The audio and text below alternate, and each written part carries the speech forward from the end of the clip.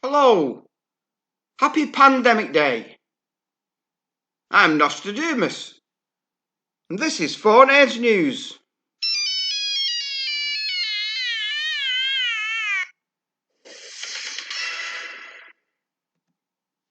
Now, since my last video, I've been doing a lot of data collection, logical thinking, and mathematical workings out.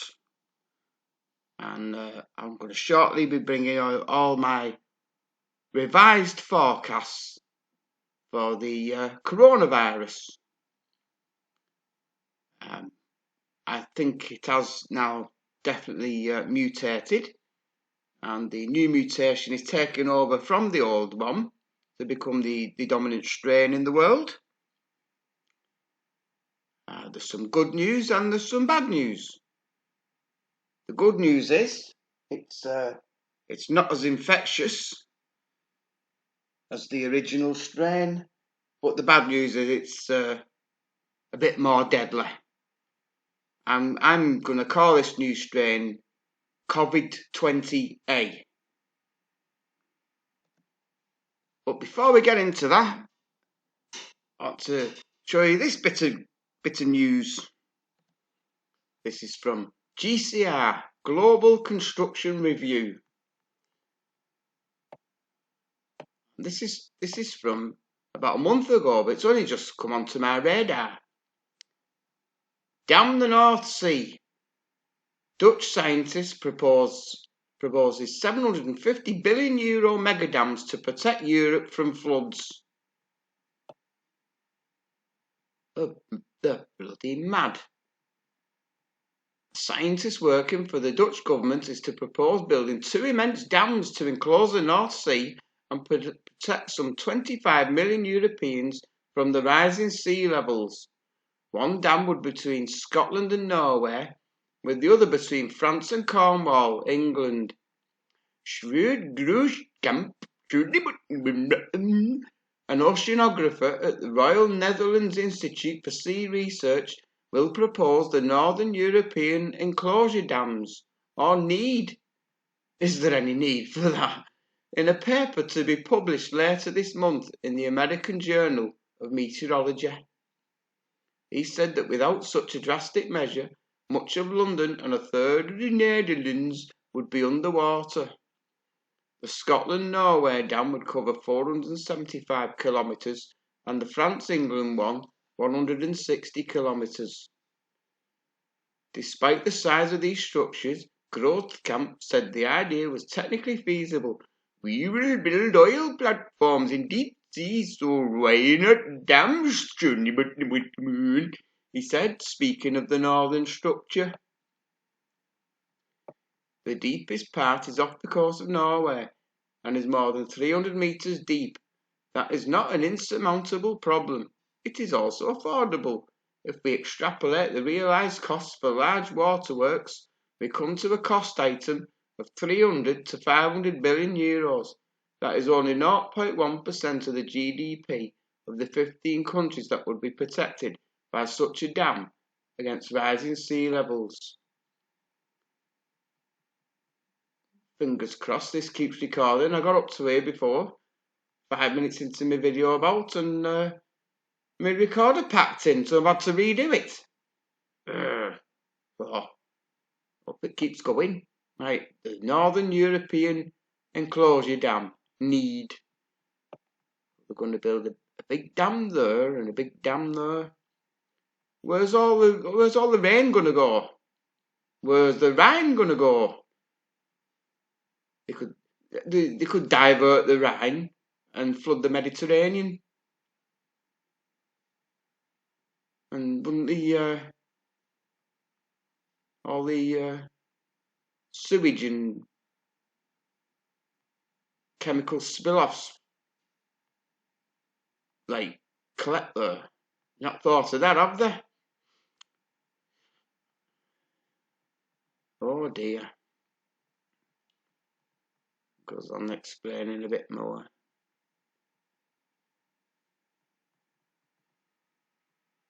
They're crazy. The comments. thought occurred to me. Where will the rising water build up after the dam is built? Will the dam stop water rising? Must work out cheaper and more beneficial than Crossrail by the time it's built. Just moving the problem to other areas of the world and undoubtedly flooding poorer countries. Not really the right approach. This needs to be tackled by a global strategy. Yeah, they should spend the 750 billion euros on trying to prevent the things that's causing sea level rise in the first place. That's my opinion. Now, previously, I directed you to the BNO website to find information on the virus, but this site's much better.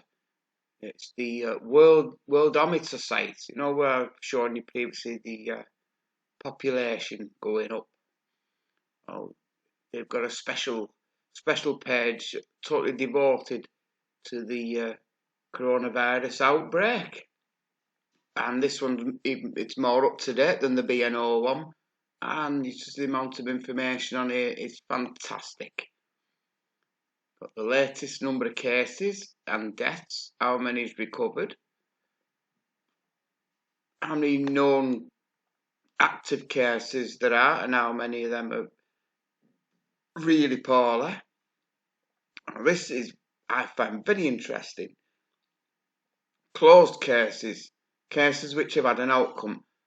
So these 71,671 patients who contracted the virus do not have the virus anymore, to their knowledge anyway. 94% recovered and discharged, and 6% died. So this is showing a 6% mortality rate. This is what I've been saying all along. Stick your 2% up your bottoms. We've got graphs. You can switch them from linear to logarithmic. If you're into graphs. More death statistics. And then it shows you country by country. Cases, deaths, how many's recovered, how many's still got it, and whether they're serious or not. And you can click on China.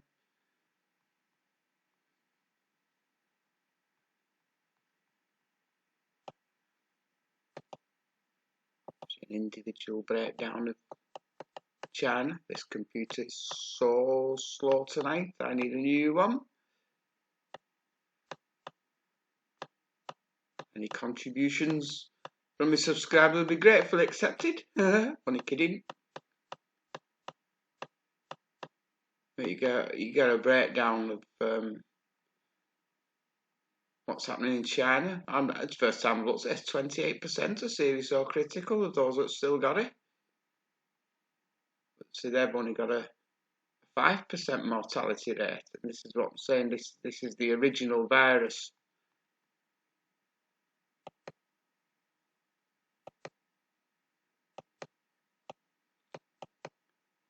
So okay, look how they got that under control. It's like being in one humongous prison to do that.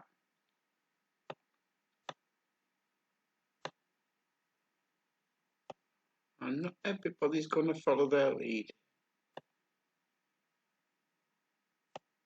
In a lot of countries, the citizens wouldn't accept it anyway. So don't expect the cases to do as well in the rest of the world as they have done in China. Anyway, where was I? Let's go back.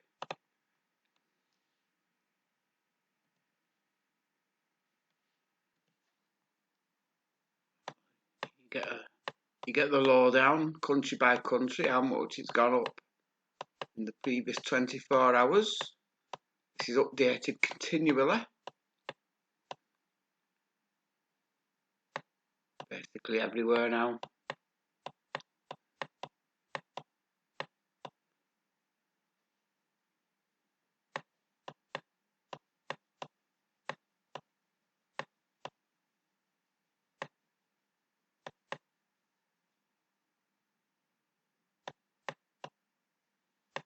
And then you get to the latest updates.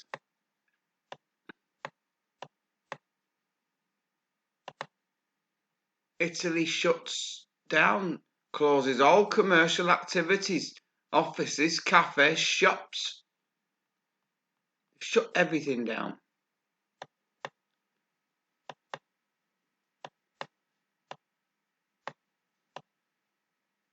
You got lists of all the new cases. Merkel warns that up to 70% of Germany's population could contract the virus. 58 million people.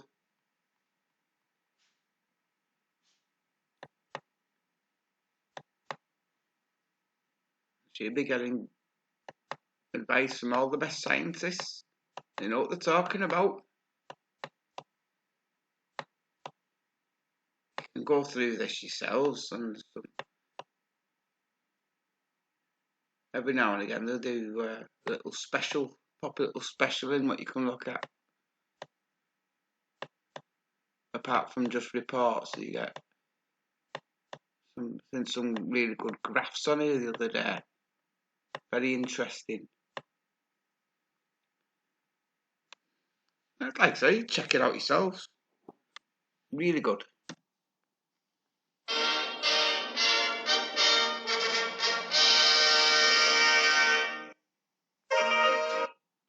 Here are my latest forecasts.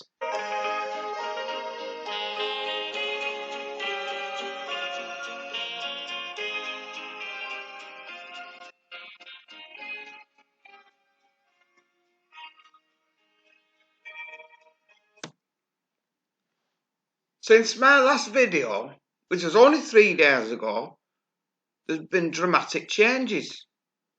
It seems to be every time I do a video, everything alters for some reason.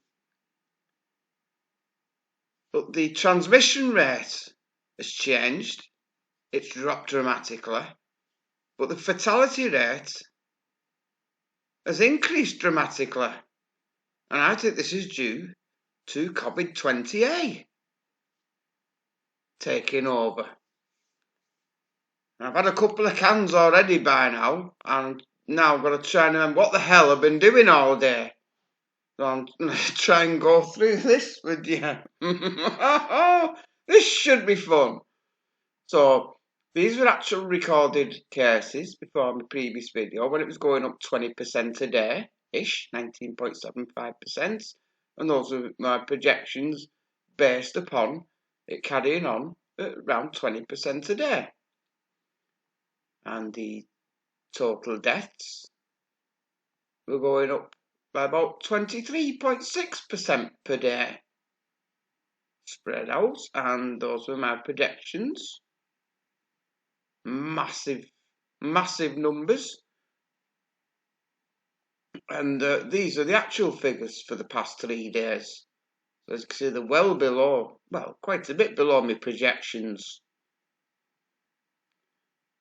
Well, the number of cases were, but the number of deaths is higher. And we had this mortality rate increase, and I said it was levelled off at about going on for 2%. And I thought it was going to stay at 2%. Look at these numbers. This is the deaths as a fraction of the number of cases. And it's not stayed at 2, it's gone to 2.4, then 2.6, then 2.9. This rate's going to go to 3.3 and 3.8. So, as you can see, these numbers here represent it going from 10,275 to just over 25,300. If 19.75% today, which is close to the actual recorded figures. And as I said, I thought it was going to carry on doing that, but it didn't. These are the actual, those are my projections, and these are the figures, which was like a bit lower, the number of cases. So I brought down the latest figure from last night. The new figures will be coming out shortly.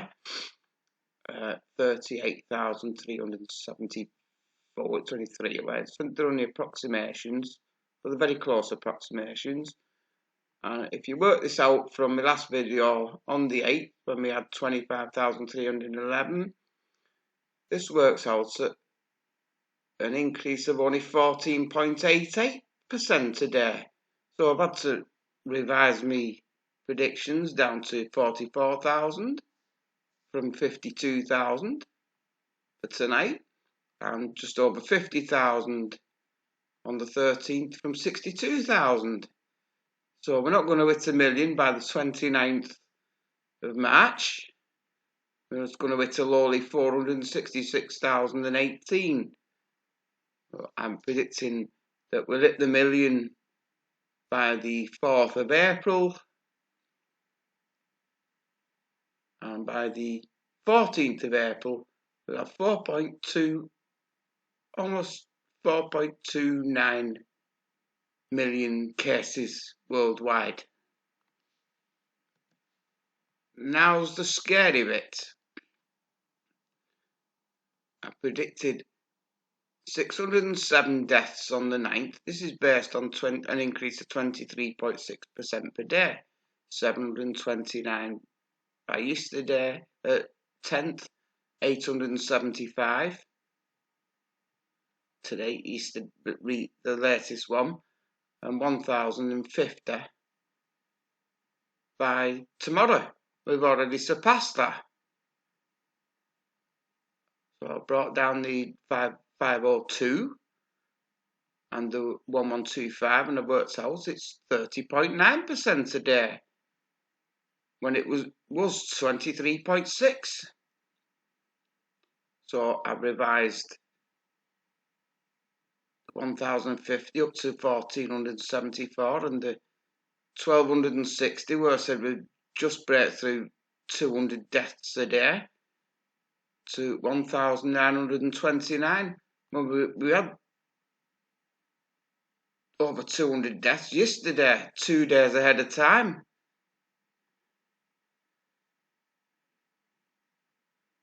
And going by this, I've put that in the wrong column, that should be down here. By the 25th of April, we'll have recorded over 1 million deaths worldwide.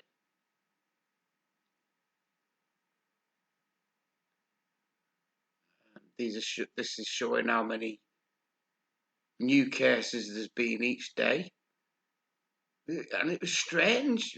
The day I did my video, because it was going up, new cases each day. And it got to when I did my video, there was 3,996. There was actual figures. And the day after I done my video, the number of new cases was lower. And then it picked back up again. The actual number of recorded new cases was lower than the day before I done my video.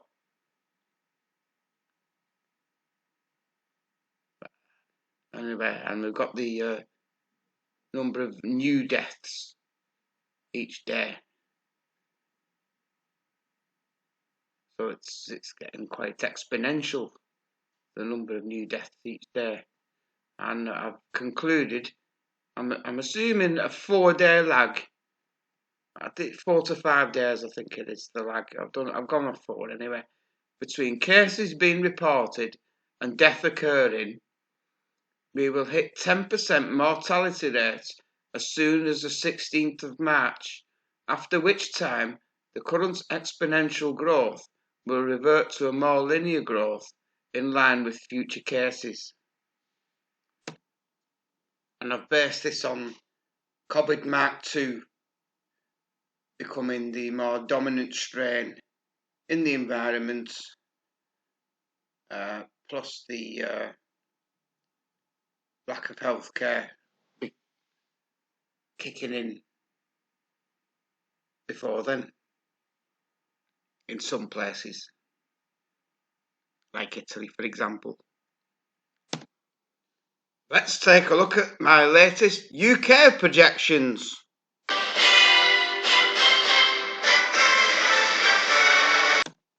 So, as you can see here, the actual number of cases is a lot lower than what I projected just 3 days ago.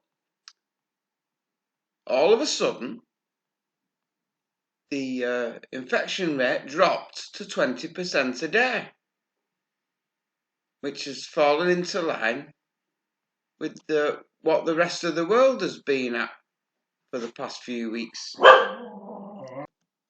So I think it's safe to say we're still dealing with the original COVID-19 strain at the moment into the UK. So I've based my new projections on that.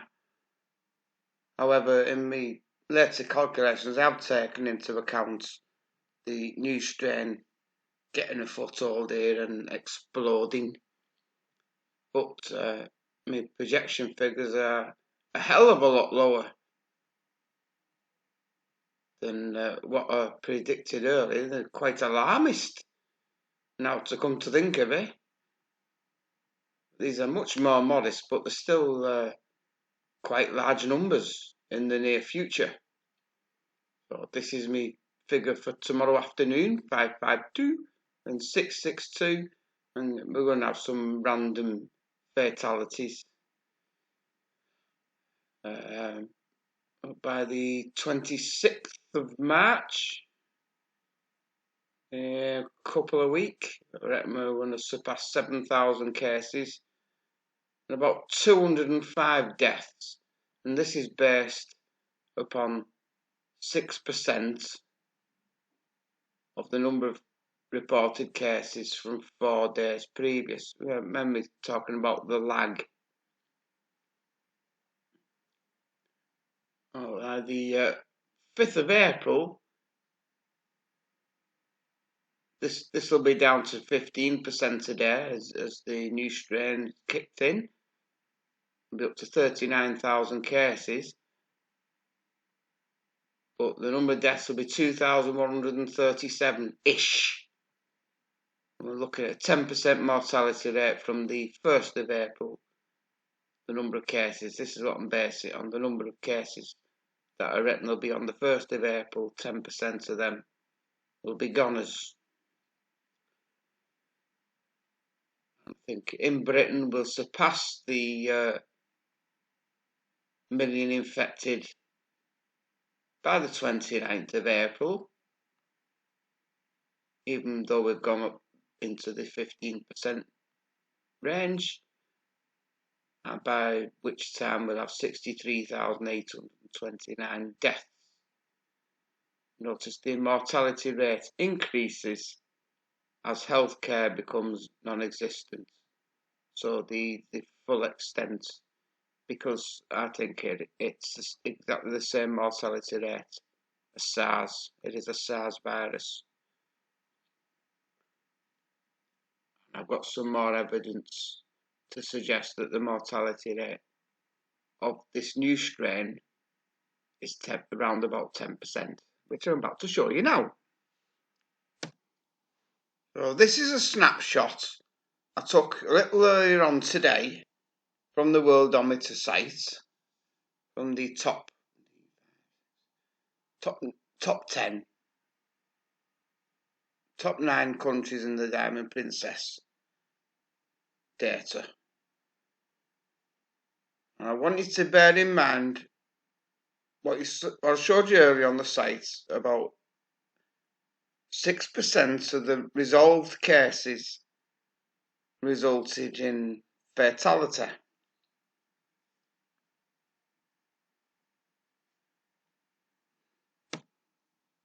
What I want to show you, regional differences between the countries,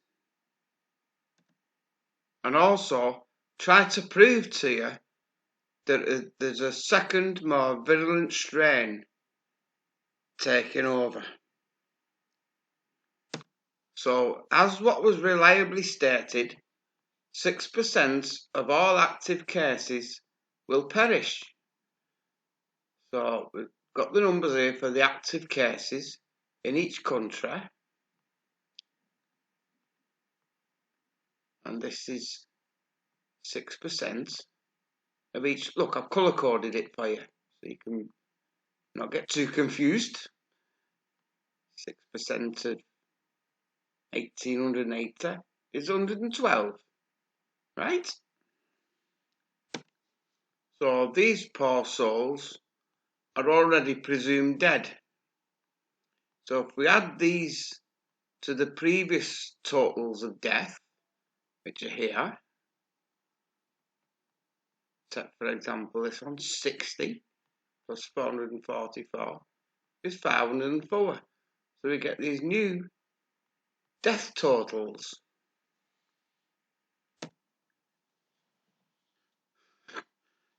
Just occurred to me what a morbid sod I am. One good thing anyway, it doesn't affect children much. So they'll be allowed to carry on and enjoy the splendours of the scorched earth. Right, so we divide this new total of previous deaths and deaths to imminently come into the total number of reported cases, and we get a mortality rate. I'm going to put my conclusions. I'll go down the list in order. I start with China, and we only come out at 5.1,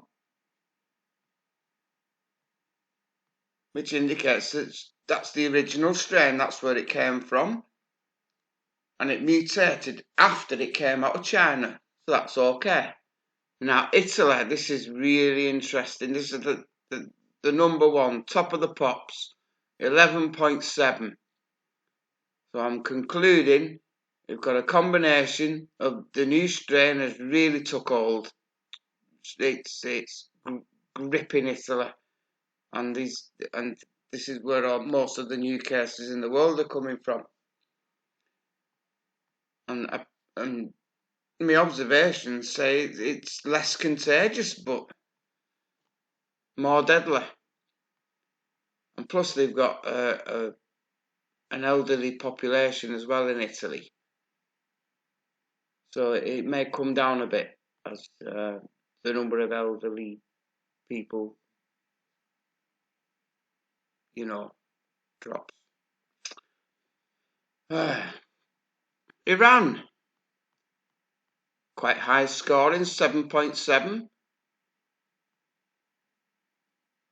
Oh, I think they've still got the original strain, but there's a lot of unreported cases. So if there's a lot more cases, then this figure won't be as high. In South Korea, we've got 6.5. So I think they're just at the stage now where the new strain's coming in.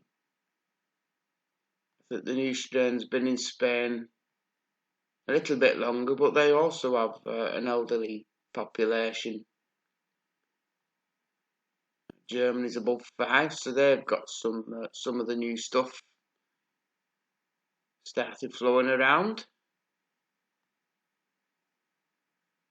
France, 7.7, tied with Iran.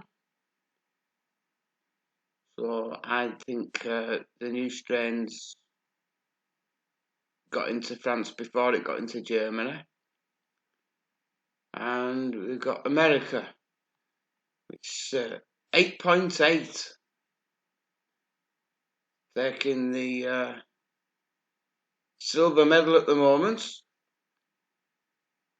I think both strains are running around America now. But I think that may be high because of unreported cases. Because I know there's a lot of people not being tested in America. So the total number of cases is probably quite a bit higher than this. So I wouldn't worry just yet. And this really shows it. The Diamond Princess cruise ship, only 4%. This is pure original strain. The mortality rate of 4%. There's a lot of old people on there. So you're probably looking, it's probably about 3%, the original mortality rate. But at the moment, we're about 6 worldwide as this new strain comes in. But it's going to shoot up to enormous levels when COVID-20 takes hold around the world in other places, like it has already done in Italy.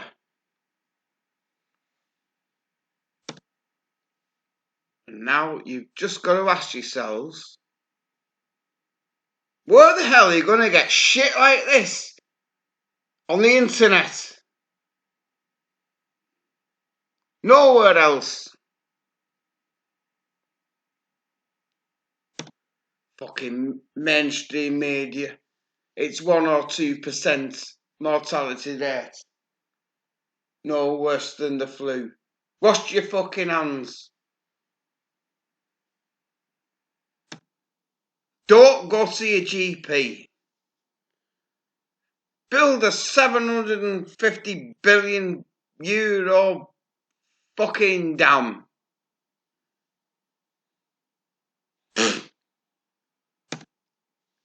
Here's a supermassive black hole. According to the laws of physics and Mr. Einstein, the supermassive black holes at the event horizon, the gravity gradient isn't that strong. It's just a gentle float into a supermassive one. It's the small ones that spaghettify you as you fall in. So that got to me wondering, are there ways that things that can come out of a supermassive black hole? I've had a couple of ideas. Imagine a spinning sphere. I've used the Earth as an example. Sorry about the graphics. I've rushed this today. So as the Earth spins, it goes into the far side, goes into the black hole. Let's say, let's look equatorial Africa, goes round. Africa enters the event horizon, but it's spinning, so it's not going to get dragged in because there's no. See, the Earth could be orbiting the supermassive black hole, spinning round, and Africa or wherever it could come back out. Another suggestion. I believe you could theoretically throw a large stick through a black hole.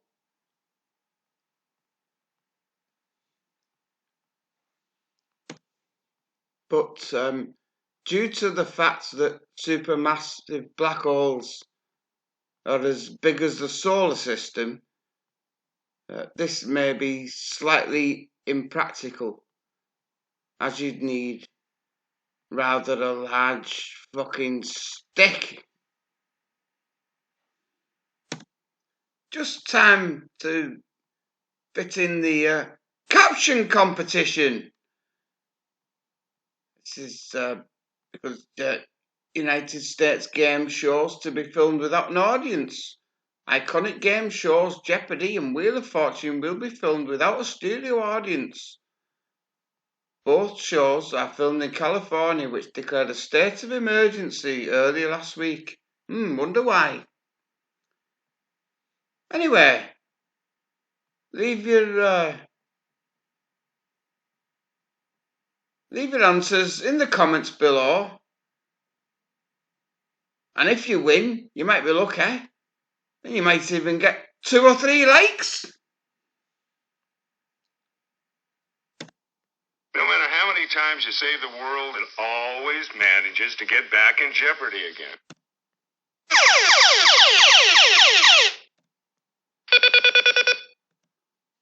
Well, I'll leave you now. Carry on scratching your heads about what letters to put in. All I can think about is fucking. That bottom line. You know, try and have a bit of fun before civilization totally disintegrates. I'm pretty confident with my latest projections. So I'd like you all to fact check me and follow the follow the figures for a few days on the sites I've shown you, and like and share my video if I've got it bang on. Please share if I've got it bang on. I don't think I'm going to be far off the mark. I'm going now. I don't know. It's probably going to take me 3 hours to upload this. My computer's on its last legs, and my internet's screaming at me. Get 5G! Get 5G! Get 5G! It ain't going to be pretty, folks. Not just coronavirus, everything else.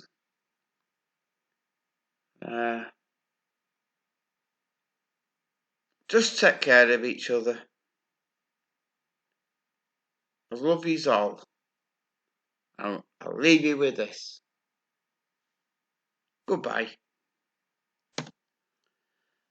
My, Corona. Why, Corona? Bought toilet rolls before. Now I can't get through the door. Forgive me, Corona, I simply can't buy any more. Besides, there aren't any left in the store.